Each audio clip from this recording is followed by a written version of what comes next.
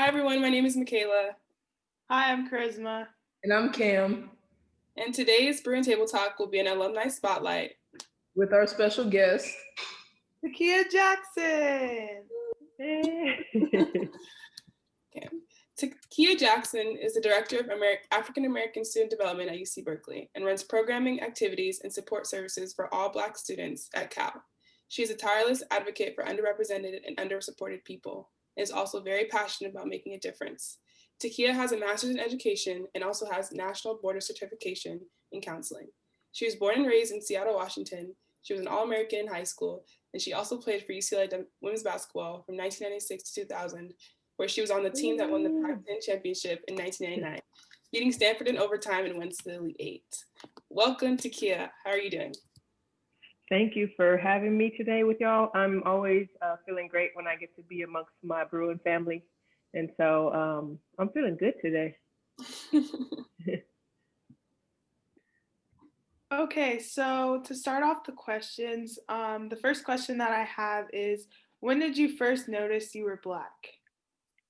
Yeah, that seems like it's a simple question, but it's actually an interesting and complicated question because you really have to think back to like that first time that you really recognized it. And so I don't think I really noticed it probably until I was old enough to understand, some different things that were going on in communities around me. But probably I noticed it when I started to interact with non-Black people in like sports, like some of my early sports were like ballet and tumbling and gymnastics until I realized I was going to be too tall for that.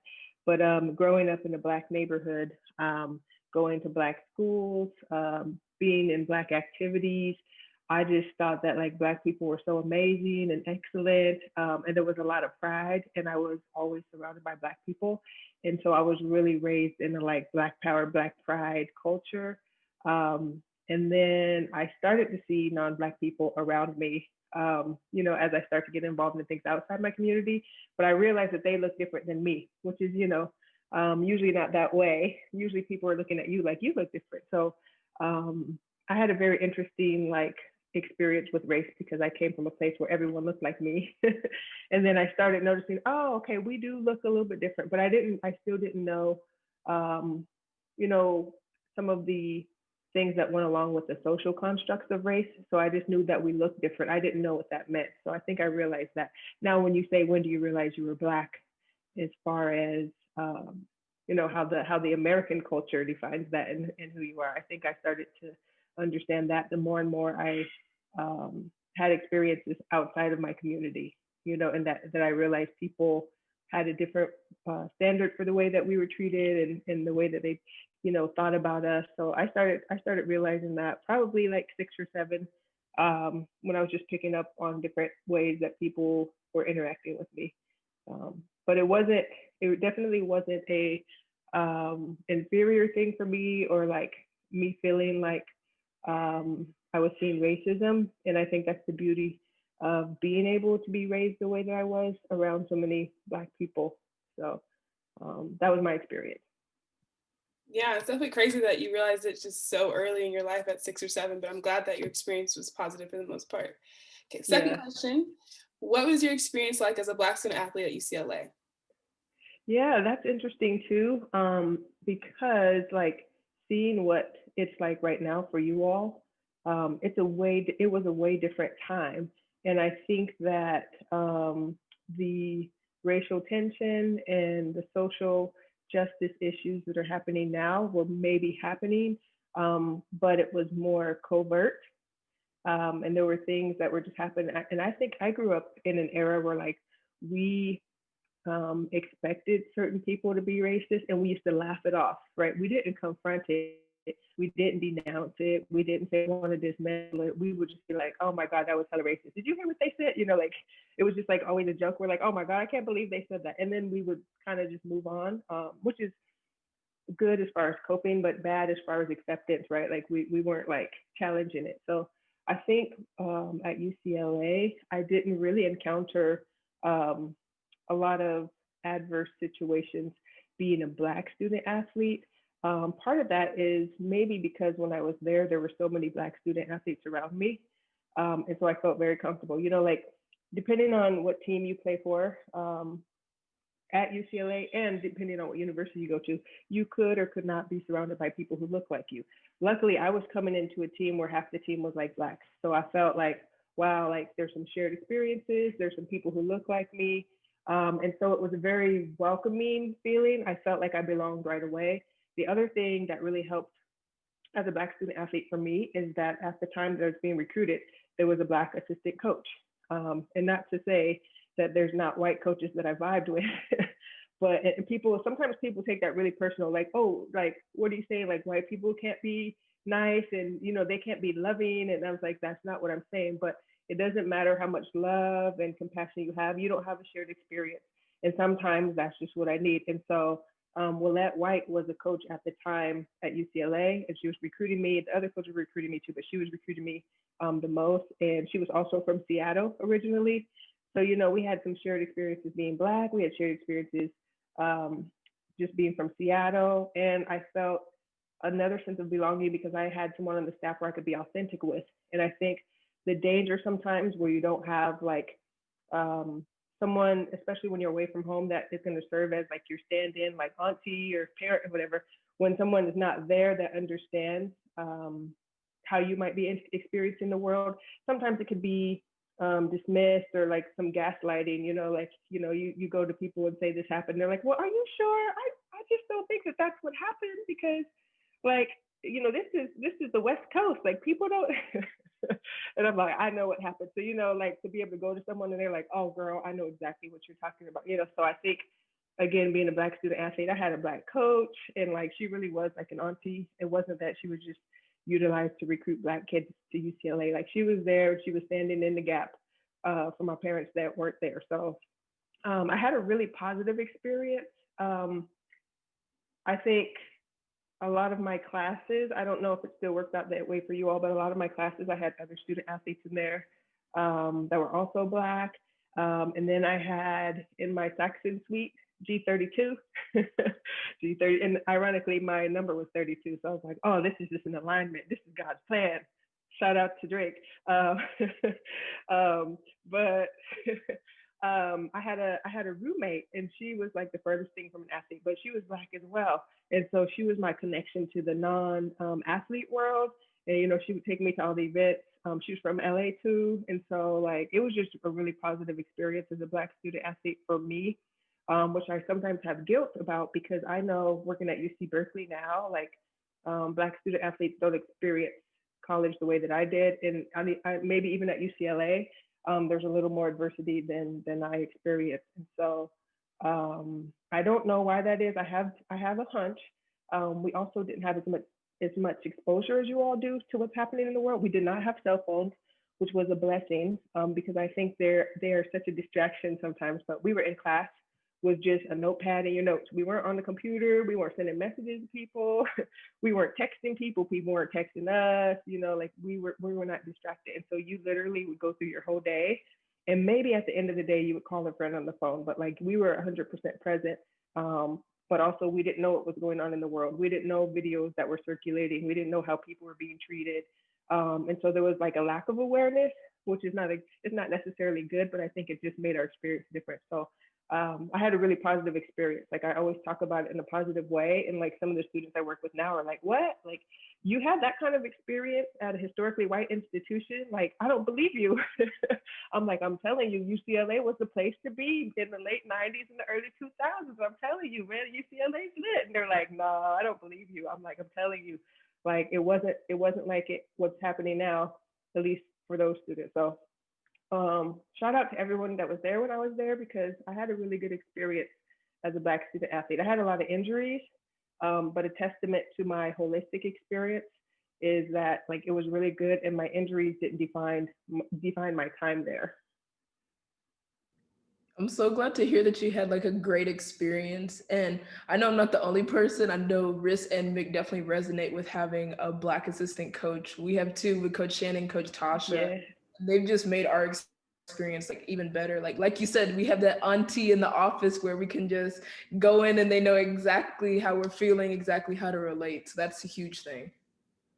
Yeah, and to add on to that, like Cam said, it's great having Coach Shannon and Coach Tasha as our assistant coaches.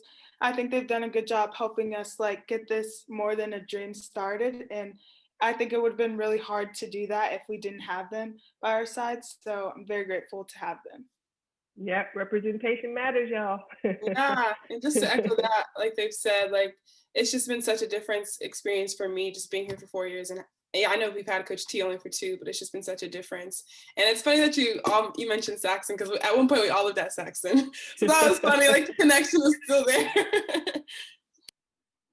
So the next question, if there is anything, what would you potentially change about your experience as a Black student athlete at UCLA? I think there's 2 things that I would change. I wish that at that time there was some intentionality in the athletics department to create community across sports. I knew my team very well.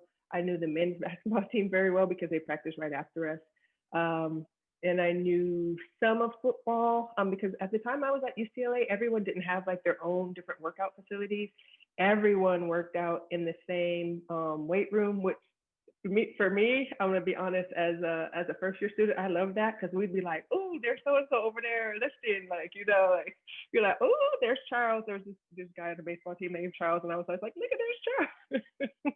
So it's like it's not only because of that, but I'm just saying that like it was there was a way to build community because we would be in there together. We wouldn't be like so siloed. And I like that, but I also didn't get to meet people on teams that practiced a little further away. And so it was really hard to know, like I meet people sometimes and they were like, I was at UCLA at the same time as you. And I was like, really? Like, and they were a student athlete and they were Black. I'm like, how did we not meet each other? So I wish, and it wasn't that UCLA didn't attempt to, I think I just wish there was more, intentional efforts to create different groups that could either bring us together or like student orgs, like student leadership was not a huge thing when I was at UCLA. So people weren't forming groups to lead this and that. We just kind of went along with whatever was offered to us, which may be a reflection on us as well as student leaders and the lack of us, imagining what we wanted to see. But again, it was a different time. It wasn't a time where it was really encouraged for you to be like an advocate or an activist, So we just went along. And then the other thing I wish I had more access to was just more opportunities outside of athletics.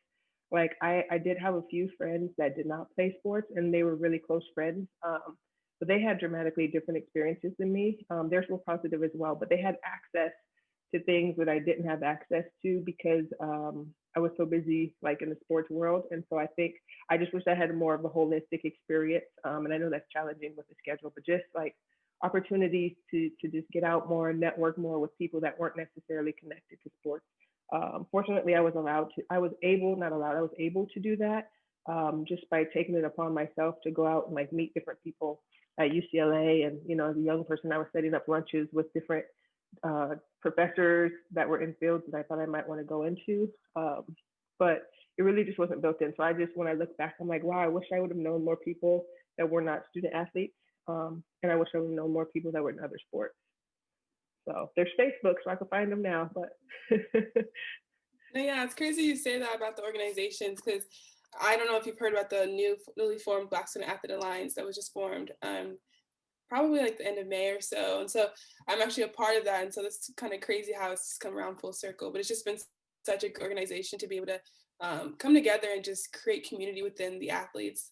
And like you've seen, like our facilities are so separate, so we don't really see other athletes. And so it was just great to be able to form that and kind of create that safe space for Black athletes. And it's just been going so well.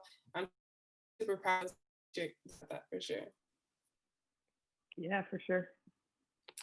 Okay, so the next question is, how have your experiences as a Black student athlete prepared you for life? Yeah, that's a great question. I think there's some intersections of how has being Black prepared me for life and how has being an athlete prepared me for life. And so I think naturally, just being a Black person in sports um, it's prepared me in a couple different ways. I think it's prepared me just to be resilient and everything. Of course, like when you think about sports, most athletes are resilient, and like most athletes understand what it's like, to win and how to be strategic and how to plan and different things, because you're a part of that process. Like, winning and being successful is not just like being good at basketball, because at this level, everybody's good. It's like, who can figure out the areas that they need to improve on, who can put together the best strategy. So I think just that part of athletics alone has really helped me in my leadership. And I did some research on leadership, and most of the female identified leaders in our country were former athletes. So I think there's a lot to be said on how important athletics is to just the overall development of people. And then on top of that, being a Black woman athlete, I think that like you just endure so many things. Like I said, there were so many things that happened throughout my life as a Black student athlete, even before getting to college, where I'm just like, I can't believe that I have to endure this, but we were laughing because we're like, it is so ridiculous that this is funny. And it's not funny anymore, but I think that was a coping mechanism for us. And so we're just like, there's been every attempt to, to silence the Black female voice, to keep us down, and that it's never been successful. So I think what I've learned as a Black student athlete is just that like, there's no limits, for me as a Black woman now. I take, everything that happened to me in college, like coming in as, one of the top players in the country, and a couple weeks before freshman year, tearing my ACL, and just having to reassess like what my time might be like. I was like, it doesn't matter. I'm gonna do the best that I can. And if I'm not who people imagine, I'm gonna be the best me that I am right now, which means, not the same me or whatever. And I'm gonna figure out what my lane is. So I think, my role evolved throughout my time at UCLA from like, am I gonna be able to play? Well, maybe I won't. So now I'm gonna be, the best teammate, where, I'm gonna try to support the culture of our team and make sure that our team is a family, and make sure that it's built on peace and empathy and kindness and love, and that was my role. So I think I learned a lot, just that you could be, it doesn't matter how other people have defined you and how they think you're going to be. You can define yourself for yourself, and I think you're the most empowered in that way. And I think I learned that as a Black student athlete, especially understanding the history of the Black athlete in sports. Obviously, the Black person in America has built this country up. The Black athlete has built athletics up. And so a lot of the success, monetarily and just winning, has come on the backs of Black people. So I also understood, my power, and also how important it was for me to advocate for myself, because the Black body has been utilized for so long in ways that are not always best for us. And I think also there's this long-standing theory that like Black athletes can take more pain than other athletes, than non-Black athletes, and that we should, So I think I learned to speak up for what I want. And even through my time at UCLA, I learned that like a lot of times with my injury, people would be like, well, it looks like you should play, or it looks like you could play. And I'm like, no, listen, I know my own body. I am not about to put my body in a position where I can't walk when I'm older, just so that I could be ready and we could win a few games. And this is not like, I'm not trying to send a message for y'all to go back and be like, I'm not playing because my ankle hurts, but in a way I am. What I'm saying is that I learned as a Black student athlete, you have to advocate, because the origins of the sport itself was to get what it could out of you. It was never about supporting the Black people to, make money or anything like that. It was always about something else, right? It was always about capitalism or, other people. So you have to protect yourself. And if you choose to engage, I love basketball, right? So I chose to play basketball, but I also chose to advocate for myself in times where maybe it wasn't a popular thing to do, in times where maybe it seems like I was being resisted, or I wouldn't go as far as being defiant, but I'm just saying a lot of times when you advocate for yourself, you're seen as like pushing back or defiant, when really it's a sign of strength to say, no, like my body is my temple and I'm not about to ruin my temple when I know that it's not ready to go. So, and that's the same way that I operate in my work environments, right? If I'm not well, I'm not going to let people push me to a place where I'm dying doing the work. I want to live doing the work, right? So if I'm not well, I'm actually going to step back and do all the things that I need to do to be well so that I can perform at my best. So I'm always performing when I'm at my best because I listen to my body, and that's how I lead too. Any team that I lead, if people are not emotionally, mentally, or physically well, then I say, hey, maybe you need to step back and take care of everything. Come back when you're feeling great. And I know that I'm going to get the most, out of people in that way. Also, people are going to know that I have their best interest. So I think I say all that to say that, like, being a Black student athlete and being a Black woman has helped me just be the leader I am today, and be authentic, and not be afraid to ask for or say what I want. Yeah, I love that. That was very well said. Thank you. You started to mention your whole work environment at the end of your talk. So can you expand on your role and / position at Cal? Yeah, it's been very interesting. So let me tell you that on paper, my role is the Director of African American Student Development and the Fannie Lou Hamer Black Resource Center. And also I oversee what's called the African American Initiative for the university, which is a holistic effort in not only increasing the number of Black students that are on campus, but also improving the conditions on campus for all Black people, improving the recruitment of Black people, improving the retention of Black people, and then increasing the amount of Black senior leaders that we have on campus. Those are the people who run the campus, right? And so my initiative encompasses all of that. So that's on paper, but what I've learned is when you get into a university and you're an administrator like I am, if people feel like your voice, is a valuable voice and it's one that really helps move the mission of the university forward, then you'll end up being on every committee of the university. So I work very closely with the campus leaders on a variety of different initiatives and committees to improve not just the Black experience, but just to improve the whole culture and climate of our campus. And so I'm really heavily involved in a lot of work around diversity, equity, inclusion, and belonging. But more specifically, my job as director is to support the Black community. And what that involves is I have a staff of 25 and growing. And I also have students that work for me. And really our goal is student development. So what I mean by that is it's not that I come to the table and say I have all these brilliant ideas and I know how to support the Black community. It's really a relationship that I have with the Black community. It's really a lot of listening. It's really a lot of assessment to say, what is it that you all need in the areas of academic support, in your wellness support, in your career development, in your community and cultural enrichment? What are the things that you all want? And essentially, I really listen to the people and I take back what they say they want, and then I formulate a plan with my team. One of the really cool things that we do is when the community members say they want something, I have student leaders that are in positions to put programs together and lead different efforts and really work on their leadership.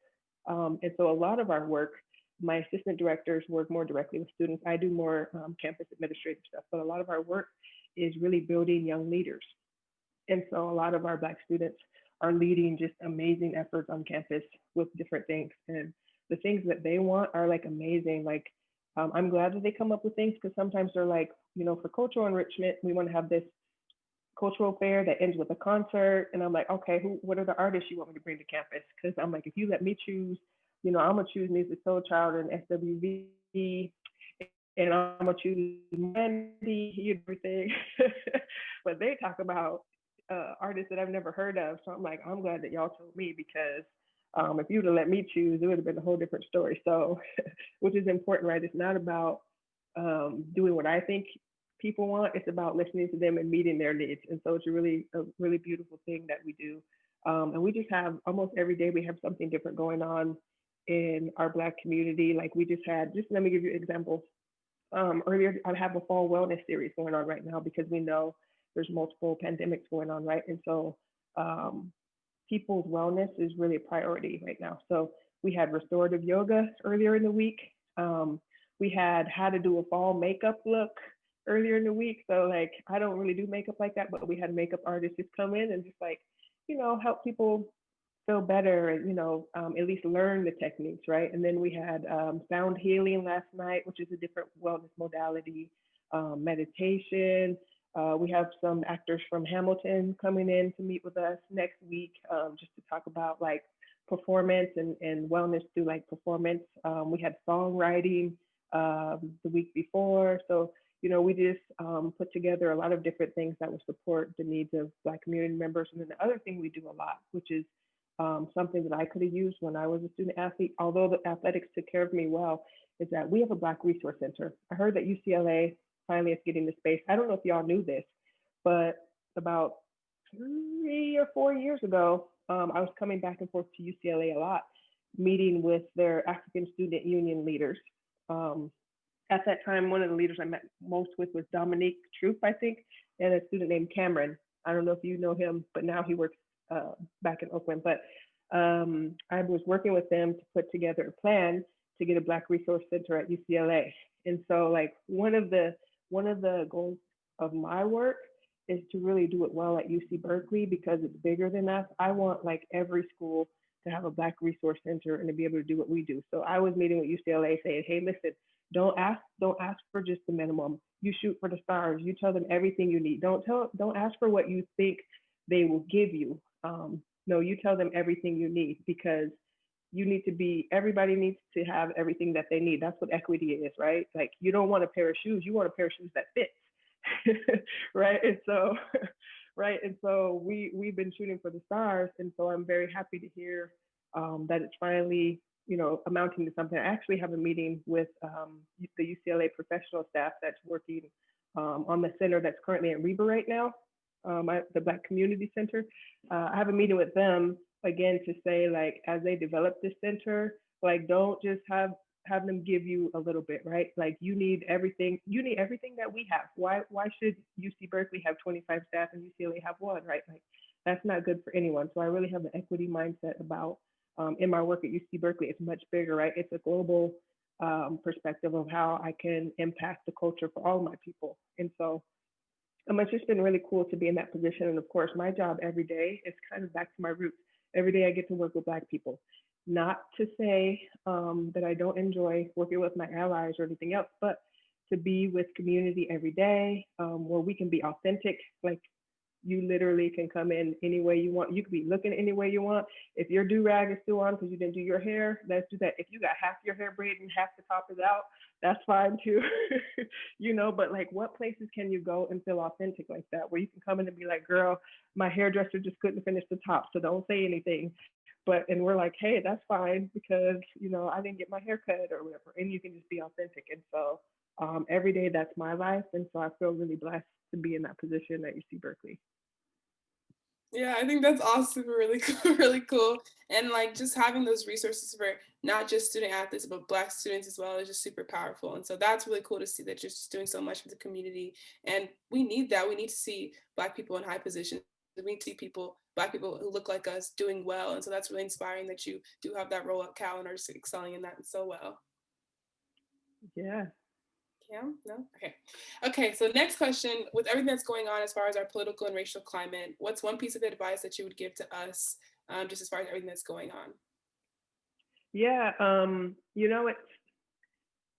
that's a hard one for me because I think like during this time, because everything is so exposed, that there's a sense of urgency, right? And it's like for many of us, grown up Black, we've always known that there was a sense of urgency, but there's an awakening around us.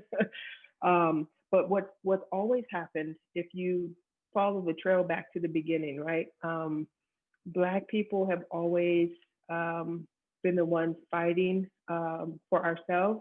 And oftentimes when we're freed, other groups are freed, right? And we've been in solidarity with many other groups. And so we're just always fighting. And so I actually, everyone, I'm not the one with the answers, or like I don't have the profound, vision, but this is just my opinion. I think that in order for things to really change, that something different has to be done. We've always been the one who has been fighting, and it's worked to a certain degree, but it's those around us who have had the privilege of having privilege, right? Like what we're doing, what we need to do is to heal from our trauma. What other people need to do is to come to a reckoning with their privilege and to release some of that. And so I think there's a unified effort that needs to happen. So I would say like students of your generation, now I'm talking to beyond you that are Black student athletes. It's about everyone saying like there's certain things that are just unacceptable for us as human beings. And anything that we wouldn't be comfortable with for ourselves, we're not going to be comfortable with for others. And I actually would like to see some of the workload shared, because again, like we lead a lot of things because we have to. It's our survival. It's not just that we care, but it's our wellness, our survival. So I want to see, I would say to people that are impacted directly, like to be very intentional about bringing peace to your soul, because I don't know that we'll ever get to a time where what we're dealing with is going to be over. From the early beginnings, I think one of the things I would say first before I go forward is to really go back and understand that we didn't just get here. Like, where did this come from? And I'm on my own journey now, really studying like different ancestors that were in the movement, and how resilient they were, and how, just how brilliant they were with everything that was against them, and also coming to a better understanding through my own education of how our people got here, right? All of us are not descendants of slaves in America, but we have a history around the world of how we've been treated around the world pretty much everywhere in less than respectable ways.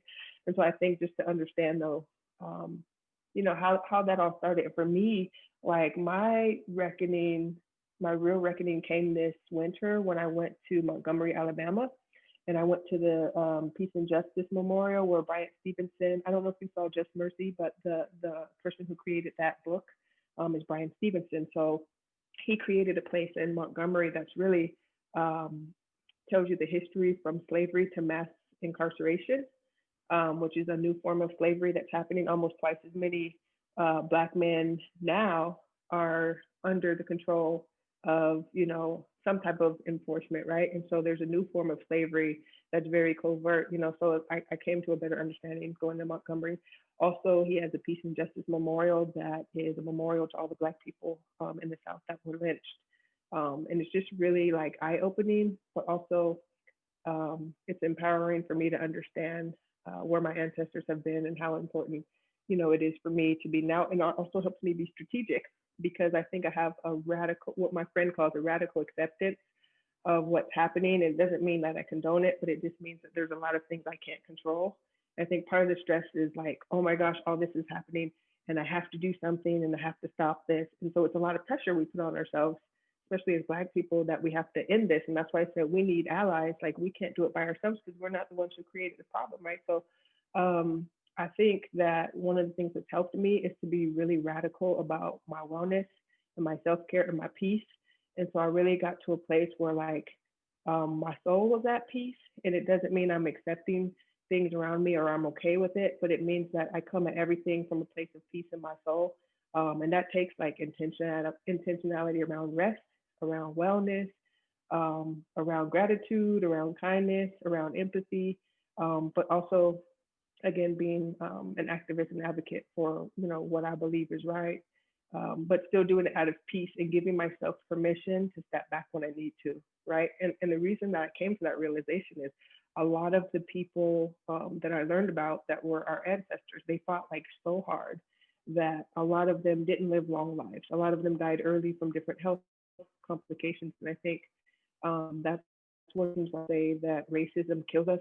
Like as we grow older, it's killing us slowly because like, we deal with it and then we fight it.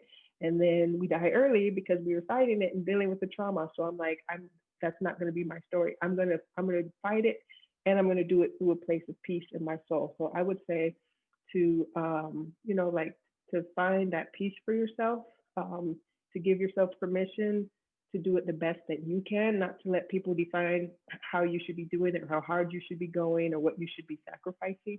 I think, the more people that we get to do it, the less people have to carry that load on, by themselves. So I think just to be gentle with yourselves and, to chip away the best we can. But there's a lot of people fighting this fight, and I'm hopeful that things will turn around. But it's an interesting time for your generation to have to live, in America. And I actually have some guilt around that, because again, like when I think of the 90s for me, I went to school in the 90s R&B, 90s hip hop, 90s movies, 90s clothing. Okay, like the 90s was all about just like clowning around, dancing, singing, having a good time. It wasn't like it is now, and so I didn't feel that pressure. So I would have been experiencing a different type of mental health had I been alive now as a college student.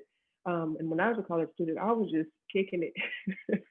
I was just having a good time. I think my worst days were like my knee hurts really bad, or like, oh, I wish I would have got a better grade on that test. But I wasn't like, am I safe to walk down the street? Like, like, are people going to be crazy saying stuff to me that is racist? I didn't have this political tension of like, are the supporters from that side going to come to campus and that crazy? Like, these are things our students have to worry about. And so, I would say just to really learn, where it began, and then carve out your own path. There's a poem by Maya Angelou that I'll share with you all in the chat that like pretty much sums up what I think I would say to your generation about like continuing on. And I don't know, I would read it to you all, except for I don't know what your time frame is like. So I don't want to take up too much time. Do you all have time, or you want me to put it in the chat? Do you have time? Okay. Let me read this to you, because when I saw that question, I was like, here's what I would say to this generation. So it says, into a world which needed you, my wish for you is that you continue to be who and how you are, to astonish a mean world with your acts of kindness. Continue to allow humor to lighten the burden of your tender heart. Continue in a society dark with cruelty to let people hear the grandeur of God in the peals of your laughter. Continue to let your eloquence elevate people to heights they had never imagined. Continue to remind the people that each is as good as the other, and that no one is beneath nor above you. Continue to remember your own young years and look with favor upon the lost and the least and the lonely. Continue to put the mantle of your protection around the bodies of the young and defenseless. Continue to take the hand of the despised and diseased and walk proudly with them in the high street. Some might see you and be encouraged to do likewise. Continue to plant a public kiss of concern on the cheek of the sick and the aged and infirm, and count that as a natural action to be expected. Continue to let gratitude be the pillow upon which you kneel to say your nightly prayer, and let faith be the bridge you will build to overcome evil and welcome good. Continue to ignore no vision which comes to enlarge your range and increase your spirit. Continue to dare to love deeply and risk everything for the good thing. Continue to float happily in the sea of infinite substance, which set aside riches for you before you had a name. Continue, and by doing so, you and your work will be able to continue eternally. So, wait, let me get back here. Okay, y'all heard that? Okay, cool. So when you all said like what advice I would have, I would say to continue. And for me, that poem helps drive me, because what I want to see may not happen in this lifetime, but I think modeling is really important, especially for me as a leader on campus. Like modeling what I think is a healthy way to fight this for students is important. And also for me to know that the seeds that I plant, I might not see the fruits of that or the flowers of that right away. But if I continue to do those things, then I know that it will live eternally, because the seeds will grow in others and they will continue to be contagious to others. So that's the advice I would have to you all. Continue. I love that. Maya Angelou is definitely one of my favorite poets, probably my favorite. And I've never heard of that one, but that was really, really good. And I just love how you were talking about like just finding the peace along the journey, because we know that something is going to happen every day and we don't necessarily have control over that, but just to live in peace will ultimately help that out. I love that advice. That's wonderful advice. Okay, one last bonus question that we did not prep you on. We wanted to keep it a surprise. But when Cal and UCLA women's basketball play against each other, who do you root for? I actually try to stay neutral, but this is what happened. I try to stay as neutral as possible when I'm sitting there. But like, here's the way I explain it to people who don't understand. Like, I'm going to be a UCLA Bruin forever. It doesn't matter where I work. It doesn't matter where I go. Like, it's a part of me. It's a part of my identity. It's a part of who I am. So like internally, like my heart is always going to, like support and cheer for UCLA. But also I have strong ties to Cal. And so I don't really cheer one way or another, but it's really hard. I'm just like, oh, that was a great play. I think one of the things that I've rationalized for myself over the couple of years, like LA was a good position, and Cal had some, as far as their record, needed some help. So I'm like, UCLA has all these wins. Like, I love UCLA, but like if they give this to Cal, like I won't be mad because it helps everybody, right? And so we all trying to get to the tournament. So but I will always have love and support for UCLA because that's who I am. So I plan to be at Cal for a long time, but I know I won't be there forever. And so I don't believe I'll always be a Cal Bear in the way that I'm a Bruin. So go Bruins. Yeah. That's a valid answer. That's a definitely valid answer. I like that answer. Well, that brings us to the end of the questions. I just want to thank you personally, Takiyah, for joining us today on our Bruin Table Talk. All that you said was super insightful, and I'm just very appreciative of you. Yeah, for sure. Thank you. Thanks for joining. We appreciate it a lot. Like Mick said, it was very insightful, and it was really cool to hear like your story and how things have changed at UCLA and how UCLA has prepared you for life. I just want to add on to that. It was so great to have you here. Huge thanks from all of us, personally, me, and like always, go Bruins. Yes. All right, y'all. Remember to continue and check it in Black excellence. Don't forget about your Black excellence. Yes, Black excellence. Yes. Sure.